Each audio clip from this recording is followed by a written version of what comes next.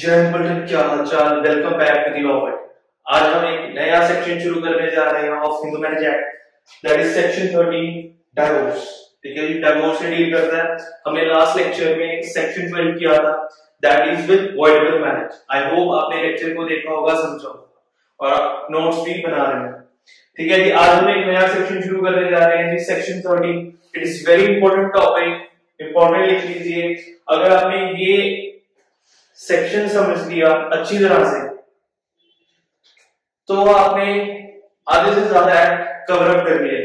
ठीक है जी, it is very important. Law bulletin है ये जी, आपके लिए इजी बना रहा। ठीक है जी, बुक में बहुत बड़ा सेक्शन है but law bulletin is here to make it easy. ठीक है जी, इजी बना देंगे।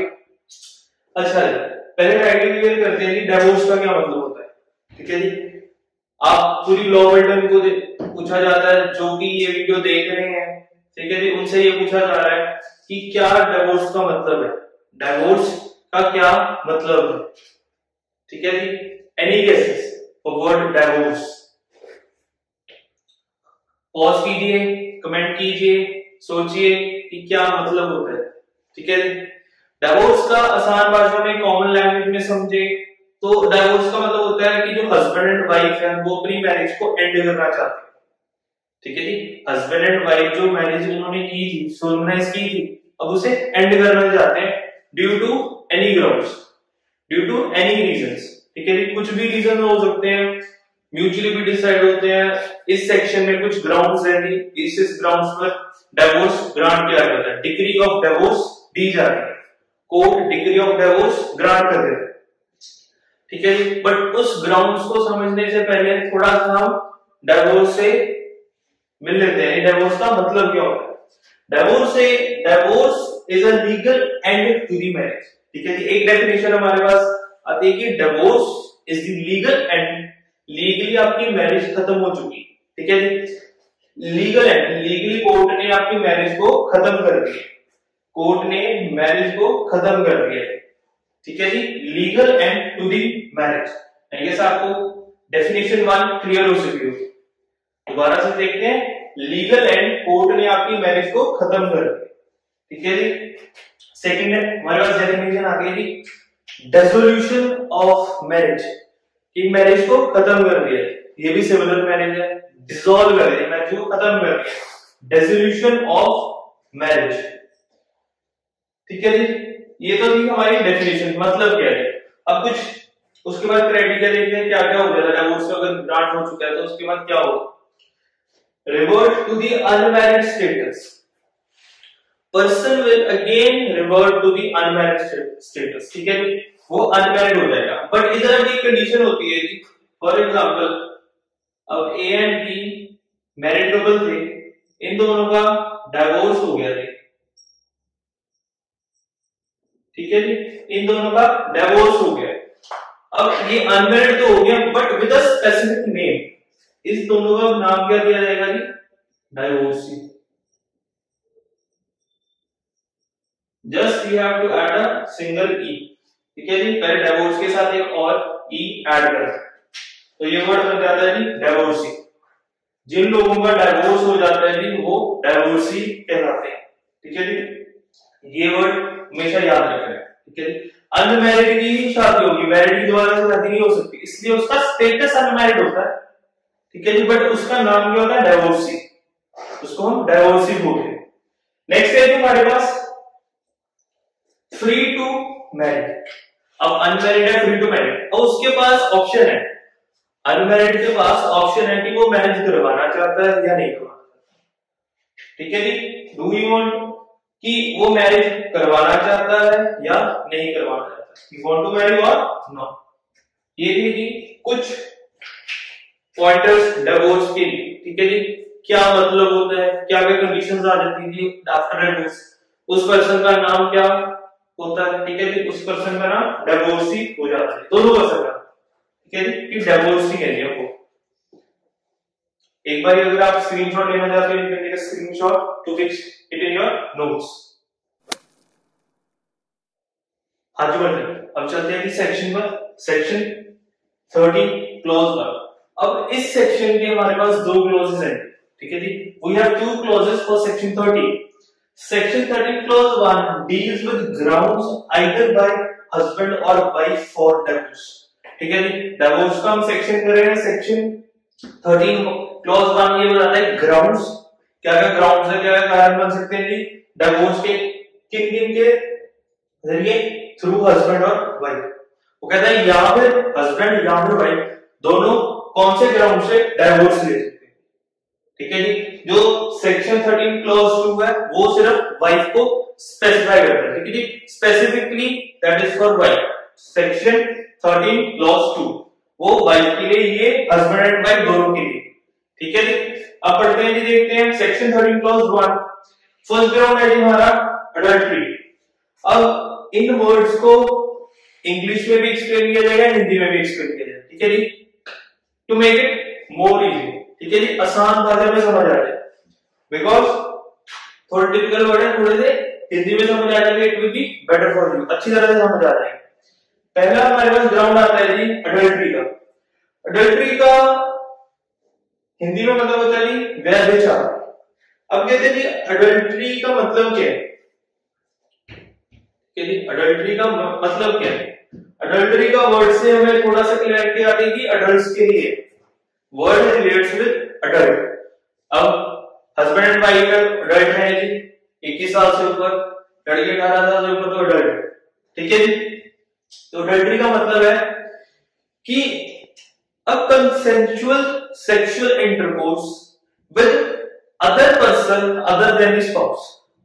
ठीक है जी, वो कहते हैं कि कंसेंट के साथ आपने सेक्सुअल इंटरकोर्स किया है जी किसी और पर्सन के साथ, अपने हस्बैंड या वाइफ के साथ नहीं, किसी और पर्सन के साथ अदर देन द स्पाउस। ठीक है, थर्ड पर्सन के साथ, तो उसे हम अडल्ट्री कंसीडर करेंगे। ठीक है, adultery is a ground for judicial separation and divorce. ये जो हम ग्राउंड्स कर रहे हैं जी, ये जुडिशियल सेपरेशन के भी है एंड डिवोर्स के भी। ठीक है जी, हमने जो लेक्चर में जुडिशियल सेपरेशन का जो लेक्चर था उसमें ग्राउंड्स नहीं किए थे, because same grounds are under judicial separation, same grounds हैं। किसी को डाउट है कमेंट बॉक्स में कमेंट कीजिए, if any doubt is there. ठीक है जी, सेम ग्राउंड्स हैं, डिवोर्स की भी सेम है एंड जुडिशियल सेपरेशन की भी सेम। ठीक है जी, सो अडल्ट्री को कहते हैं consensual intercourse with some other person other than the spouse. अपने हस्बैंड या वाइफ के अलावा किसी और के साथ सेक्सुअल इंटरकोर्स किया कंसेंट के साथ। ठीक है जी, अगर कंसेंट नहीं होगा वो रेप कंसिडर होगा। ठीक है जी, कंसेंट के साथ उसे हम अडल्ट्री बोले। ठीक है जी, एक्स्ट्रा मैरिटल अफेयर्स, आसान भाषा आपने वर्ड सुना होगा जी, कई तरफ लोग बोलते हैं extra marital affairs, that is similar to adultery. ठीक है जी, उसके एक्स्ट्रा और मैरिज के अलावा एक्स्ट्रा है, ज्यादा अफेयर्स है, उन्हें हम एक्स्ट्रा मैरिटल अफेयर्स बोलते। ठीक है जी, अडल्ट्री का मतलब आई गेस आपको क्लियर हो चुका होगा जी, अडल्ट्री क्या होती है, व्हाट इज अडल्ट्री। आपको हिंदी में भी साथ साथ समझाया जाए। दूसरा है हमारे पास, दूसरा ग्राउंड है दैट इज क्रुएल्टी, क्रूरता। ठीक है जी, हिंदी में मतलब है जी क्रूरता। क्रुएल्टी मींस बहुत क्रूअल है वो पर्सन। ठीक है जी, cruelty can be of two types, mental और फिजिकल। ठीक है, जैसे फोर्स मेंटल और फिजिकल होती है, वैसे ही क्रुएल्टी भी मेंटल और फिजिकल होती है। कि मेंटली तंग करना किसी को, क्रुएल्टी यानी कि बहुत वो तंग कर रहा है। ठीक है, उसे हम क्रुएल्टी बोलते हैं। तीसरा आ जाता है कि डिजर्शन। डिजर्शन का मतलब होता है जी हिंदी में प्रत्याग, अलग कर देना, त्याग देना, खत्म कर देना, अपने जो रिलेशनशिप्स हैं उससे अलग हो गए, डिजर्ट हो गए। ठीक है जी, it is different than judicial separation. Judicial separation से अलग है। डिजर्शन होता है कि आप बिना बताए कहीं और चले गए। डिजर्शन मतलब अलग हो जाना, बिल्कुल डिफरेंट। हिंदी में मतलब है जी प्रत्याग। इससे आपकी हिंदी भी बेटर हो जाएगी। ठीक है जी, अगर आप इंग्लिश तो हिंदी कर रहे हो तो आपकी हिंदी भी बेटर होगी। अनदर ग्राउंड है जी कन्वर्जन। अब कहते हैं कन्वर्जन है दैट डील्स विद धर्म परिवर्तन, वेरी इंपॉर्टेंट। कन्वर्जन वो कहते हैं कि आपका अपना रिलीजन चेंज कर दिया। A person has converted to some other religion. अब हम हिंदू में रिजेक्ट कर रहे हैं, HMA कर रहे हैं, तो कहते हैं जो लोग हिंदू नहीं है और वो बन जाते हैं, ठीक है, जैसे अब मुस्लिम है, ज्यू है, क्रिश्चियन है, पारसी है, जो हिंदू इन रिलीजन में कन्वर्ट हो जाते हैं वो उन्हें हम धर्म परिवर्तन कहते हैं, and this makes a ground for divorce. वो कहता है अगर कोई आपका स्पाउस, ठीक है, हस्बैंड और वाइफ दोनों में से कोई एक कन्वर्ट कर लेता है religion to a non Hindu religion, then it can take a benefit, ठीक है, उस कंडीशन में they can take a benefit of section 13 that is divorce, ठीक है जी, उसमें आप बेनिफिट ले सकते। आई गेस आपको कन्वर्जन टॉपिक क्लियर होगा जी। अभी हम सिर्फ ब्रीफ कर रहे हैं जी, ठीक है जी, एक एक दो पॉइंट समझ रहे हैं कि मतलब क्या होता है, ठीक है जी। इसी लेक्चर में हम थोड़ा सा डेप्थ में भी जाएंगे। नेक्स्ट है जी इंसेनिटी। इंसेनिटी का मतलब है इंसेन, वेरी कॉमन वर्ड, पागल, ठीक है जी, इंसेन है वो पागल है, उससे पागलपन के दौरे बढ़े, ठीक है जी, ये हो गया इंसेन। नेक्स्ट है जी लेप्रोसी। लेप्रोसी का मतलब होता है जी कुष्ठ रोग, it is skin type of disease, ठीक है, स्किन डिजीज है एक तरह का कुष्ठ रोग। नेक्स्ट है जी विंड्रल डिजीज, विंड्रल डिजीजेस, यौन रोग, it is also important ground of divorce. Next है जी रिनाउंसिएशन, रिनाउंसिएशन, ठीक है जी, इसका मतलब होता है जी त्याग, खत्म कर देना, रिनाउंस कर दिया जी वर्ड, रिनाउंस कर दिया जी वर्ड, तो it is a last ground for divorce, ठीक है जी, ये लास्ट ग्राउंड है जी डिवोर्स का, जिसमें हस्बैंड और वाइफ दोनों कोर्ट से डिग्री ऑफ डिवोर्स ग्रांट करवा सकते हैं, ठीक है जी। रिनाउंसिएशन मींस त्याग देना, अपना जो मैरिटल हाउस है वो त्याग दिया, अपने रिलेशंस त्याग दिए, सन्यासी बन गए, ठीक है जी, संत बन गए, सन्यासी बन गए, छोड़ दी, गृहस्थी जीवन छोड़ दिया, ठीक है, उसका मतलब रिनाउंसिएशन होता है। So these are the 8 grounds, ठीक है जी, 8 ग्राउंड्स हैं। इसके बाद एक और ग्राउंड आता है जी प्रिजम्पशन ऑफ डेथ, कि वो घर छोड़ के, आइदर स्पाउस, हस्बैंड और वाइफ घर छोड़ के भाग चुके, व्हाट आर द कंडीशंस, वो हम समझेंगे कितने सालों में आ जाएगी, कब प्रिज्यूम किया जाएगा कि वो मर चुका है। It also makes ground for a divorce. अब सोच ली इतने अच्छे लोगों ने, इतने अच्छे मतलब समझदार लोगों ने कंडीशंस बनाई है, बहुत टिपिकल कंडीशंस बनाई है कि हर एक व्यू पॉइंट रखा गया है, from every angle grounds are being granted, ठीक है जी, so we should appreciate them. अच्छा लॉ बना है हिंदू लॉ कि हर एक एंगल से, because a common man cannot think these angles, ठीक है जी, so we appreciate them, give us back to them, ठीक है जी, अच्छा उन्होंने बनाया है। You can take a screenshot to fix it in your notes। हाँ जी बेटे, नेक्स्ट चलते हैं जी अब अडल्टरी पर। अब हम डेप्थ में हर एक ग्राउंड को स्टडी करते हैं, ठीक है जी, we'll understand कि अडल्टरी में क्या क्या कंडीशंस आती हैं, ठीक है जी, क्रूएलिटी में क्या क्या कंडीशंस आती हैं, इंसेनिटी में क्या क्या कंडीशंस आती हैं, we'll understand। वो कहते हैं अडल्टरी का मतलब होता है जी व्यभिचार। अब अडल्टरी का डिफाइन कैसे करें अडल्टरी को, अडल्टरी है, चलो हमें ये तो पता चल गया कि अडल्टरी का मतलब है extra marital affairs, but what it means कि लॉ की निगाह में, लॉ की नजर में वो क्या चीज है। अडल्टरी का मतलब है कंसेंसुअल सेक्सुअल इंटरकोर्स, ठीक है, ये पूरी डेफिनेशन को ब्रेक कर दिया गया है, ठीक है जी, इन सम पॉइंटर्स।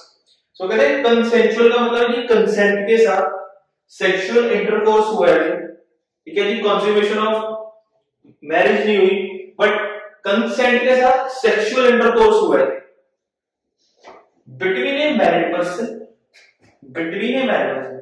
क्या कंडीशन है, अगर ये ग्राउंड का बेनिफिट लेना है तो क्या कंडीशन होनी चाहिए जी, married person and a person of opposite sex, ठीक है जी। एक एग्जांपल से समझते हैं, A and B husband and wife, ठीक है, ये ए मेल है जी, बी फीमेल है, they both are husband and wife married couple है, ठीक है। अब ए क्या करता है, ए कमिट्स अडल्ट्री, ए ने अडल्ट्री कमिट की, कैसे, ए एंड सी के साथ, सी इज अनदर फीमेल, सी एक अनदर फीमेल है जी, उसके साथ इसने अडल्ट्री कमिट की है, अडल्ट्री कमिट की है ए ने सी के साथ। अब A and B are married couple, वो मैरिड कपल है, ठीक है, बट उसने ए ने जो कि मेल है, अब ए ने कंसेंसुअल सेक्सुअल इंटरकोर्स किया सी के साथ, ठीक है जी, बिटवीन ए मैरिड पर्सन, मैं एक मैरिड पर्सन है और जो सी है वो मैरिड पर्सन नहीं है, she is not a married person, and a person of opposite sex, अब ये मेल है तो ये फीमेल है, ऑपोजिट सेक्स, ठीक है जी, ये कंडीशन जरूर देखिए। ड्यूरिंग सबसिस्टेंस ऑफ मैरिज, अब इन दोनों का डिवोर्स तो हुआ ही हुआ, ठीक है जी, डिवोर्स तो इनका हुआ ही नहीं, सारी कंडीशंस फुलफिल हुई, कंसेंसुअल सेक्स भी हो गया, sexual intercourse consensual between a married person and a person of opposite sex, ठीक है जी, वो कहते हैं कि ऑपोजिट सेक्स के साथ कंसेंसुअल इंटरकोर्स भी हुआ जी during A and B when they are married, ठीक है जी। बर्डन ऑफ प्रूफ अब किस पर है जी, जिसने पिटीशन फाइल की है। बर्डन ऑफ प्रूफ का मतलब क्या होता है कि उस पर अब सारा बर्डन है जी, कि उसे प्रूव करना है पिटीशनर को, इसे प्रूव करना है पिटीशनर को कि रिस्पोंडेंट गलत है, ठीक है जी, जिसने पिटीशन फाइल की होती है उसे बर्डन ऑफ प्रूफ को प्रूफ देना पड़ता है, ठीक है जी। So these were the condition under adultery, you can take a screenshot.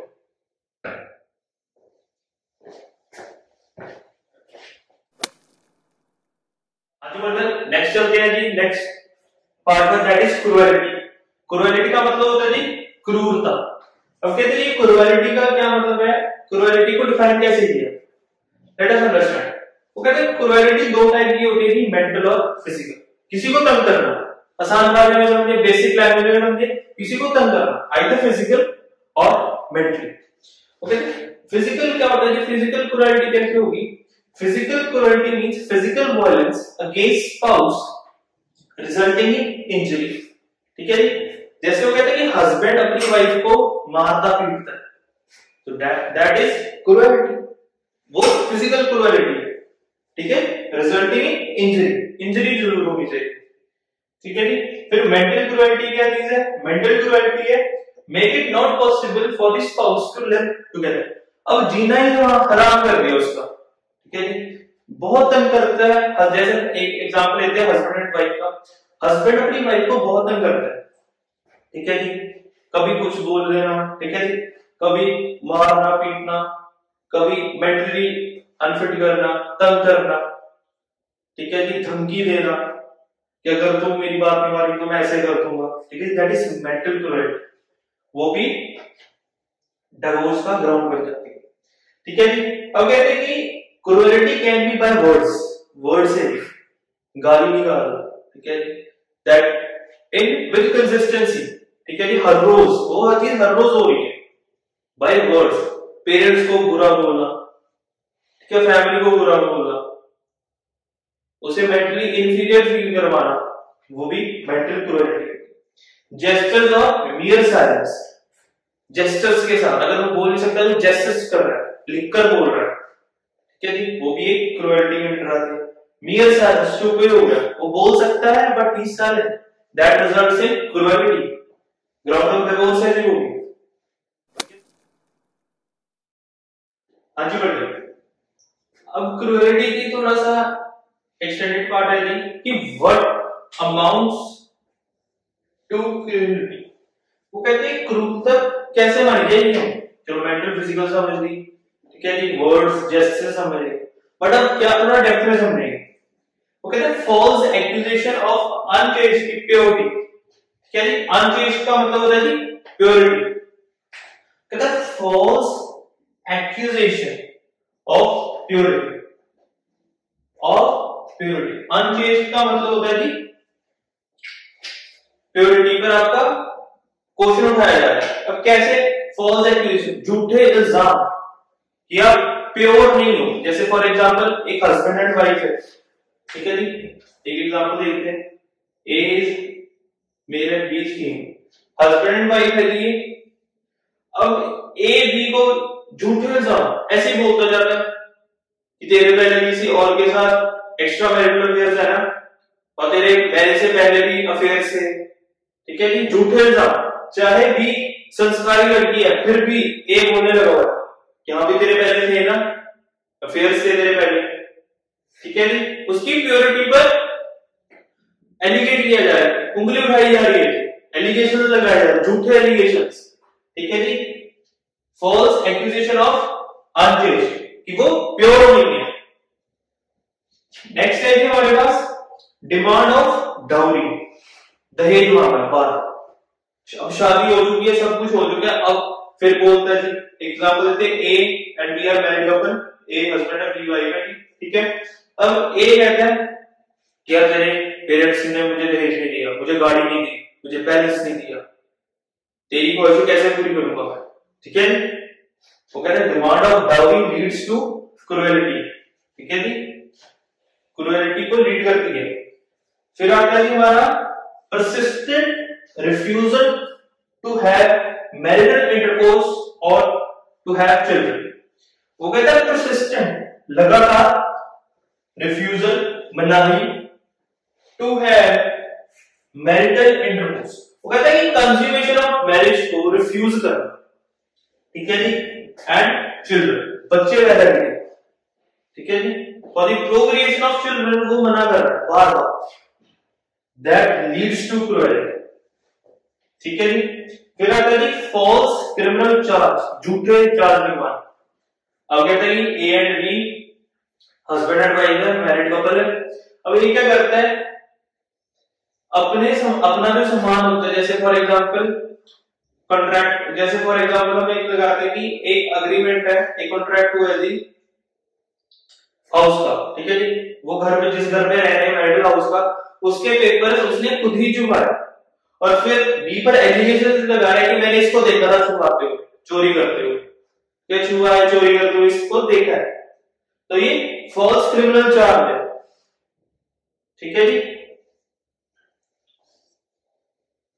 फिर आता है जी birth of an illegitimate child, birth of an illegitimate child.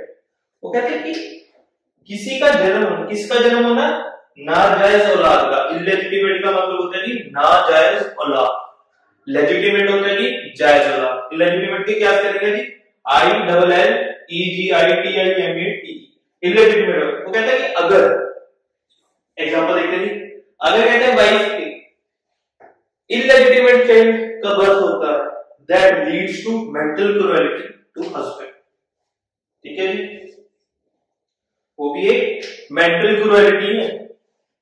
इसका वाइस वर्सा क्या करेंगे, वो कहते हैं कि ए एंड बी मैरिड कपल है, वो कहता है अगर किसी और लड़की के साथ इसका नाजायज बच्चा आता है तो वो भी वाइफ को लीड करता है कि क्रुएलिटी, ठीक है जी। Birth of an illegitimate child.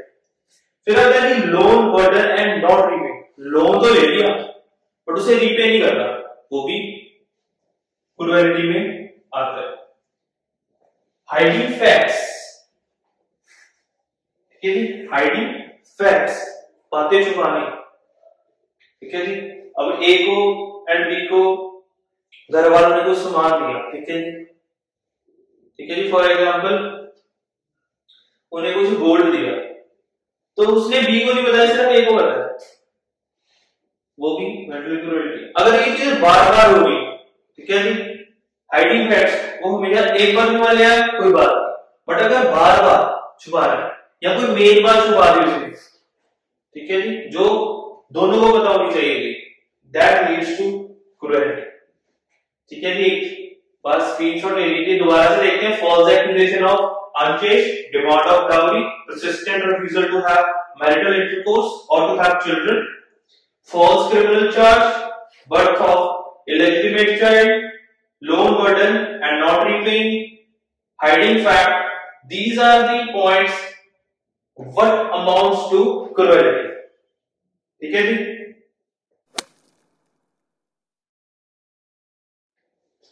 हाँ जी बोलिए।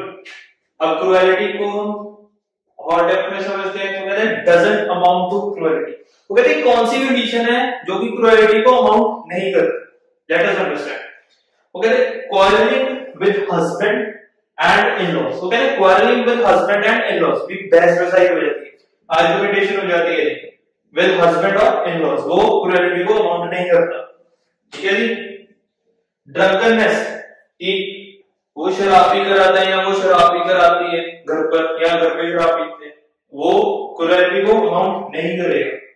रिलक्टेंस जिद्दी है, ठीक है जी, वो भी क्रुएलिटी को अमाउंट नहीं करेगा। बीओपी का मतलब है जी बर्डन ऑफ प्रूफ। ठीक है जी। बीओपी का मतलब इधर है बर्डन ऑफ प्रूफ। किस पर है जी? पिटिशनर पर, कि पिटिशनर ने देखना है जी कि कैसे उसे प्रूव किया जाए। ठीक है जी। जिसने पिटिशनर कौन होता है? जिसने पिटिशन फाइल की होती है। अब वो कहते हैं कि इसमें क्या डिफेंस क्या कर सकते हैं। वो कहते हैं दो डिफेंस मिलते हैं, आइदर प्रोवोकेशन, कि आपको प्रोवोक किया जा रहा है, कैसे कर, ठीक है जी, प्रोवोक किया जा रहा है, एंड सेल्फ डिफेंस, कहते हैं अपने बचाव में मैंने ये चीजें की थी, तब आपको डिफेंस मिल जाएगा। ठीक है जी। देखिए दोबारा से कि क्या चीजें अमाउंट नहीं करती क्रुएलिटी को। क्वारलिंग विद हस्बैंड और in-laws, drunkenness, reluctance, burden of proof petitioner पर है जी, डिफेंस क्या चीज मिलती है? Provocation and self defence. So this was the proper topic explain, that was cruelty. ठीक है जी। हमने क्रुएलिटी प्रॉपर्ली एक्सप्लेन किया है।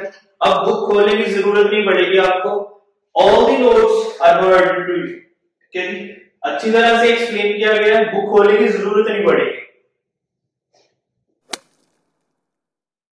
हाँ जी क्लास, नेक्स्ट चलते हैं अब नेक्स्ट पार्ट पर, दैट इज इंसेनिटी। वो कहते हैं इंसेनिटी का मतलब है कि पागलपन।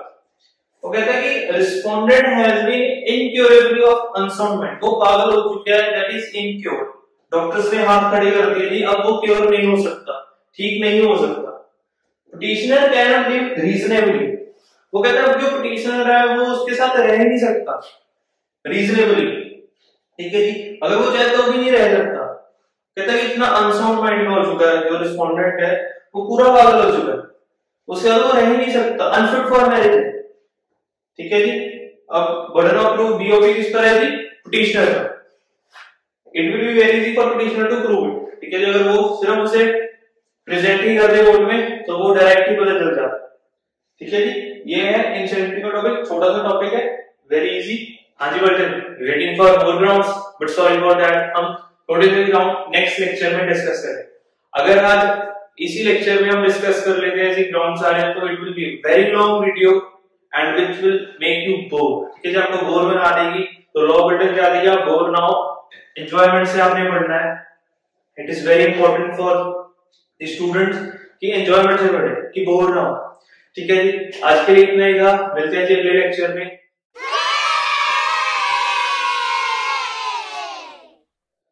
हाँ जी बोलिए, वेटिंग फॉर लॉ वोकैबुलरी। चलिए जी चलिए चलते हैं लॉ वोकैबुलरी की। लॉ वोकैबुलरी आज की है जी इललेजिटिमेट। हमने ये वर्ड कब डिफाइन किया था? जब हम इललेजिटिमेट चाइल्ड के बारे में बात कर रहे थे, बर्थ ऑफ इललेजिटिमेट चाइल्ड। वो कहते हैं इललेजिटिमेट का मतलब होता है जी नाजायज। वो कहते हैं इललेजिटिमेट चाइल्ड का मतलब है जी नाजायज औलाद, कि किसी और का संतान, लीगल नहीं है जी। इललेजिटिमेट का सिंपल मतलब अगर आप समझना चाहते हैं दैट मींस इल्लीगल। ठीक है जी। That will be illegal child है। ठीक है जी। This was today's law vocabulary. ये थी आज की लॉ वोकैबुलरी। मिलते हैं जी अगले लेक्चर में with more grounds to discuss in depth. Till that enjoy your life, हंसते रहें, मुस्कुराते रहें, और वीडियो को जरूर देखें, पूरी इंटरेस्ट से देखें, फोकस से देखें। एंड मिलते हैं जी अगले लेक्चर में। Till that enjoy your life, take notes. जय हिंद।